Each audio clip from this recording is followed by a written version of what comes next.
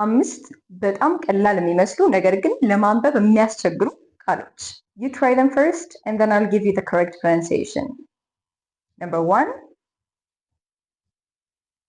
array. Array. የሆነ ነገር እንደጠበቃችሁት ሳይሄድ ሲቀር you can say array. For example, the plan went awry. እንዳሰብኩት አልሄደም ማለት ነው። Number 2, key. Key. ይሄ ማለት መርከቦች ወይም ደግሞ ጀልባዎች የሚያርፉበት ከውሃ ዳርቻ ላይ የሚገኝ ቦታ ማለት ነው። So for example, the ship was tied up at the quay. Number 3, gourmet. Gourmet.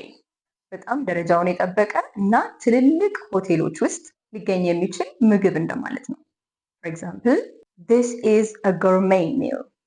This is a gourmet meal. Number 4,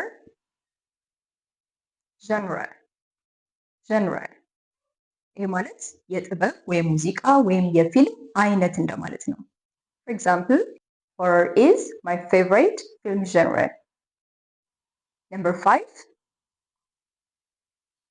isle. Isle.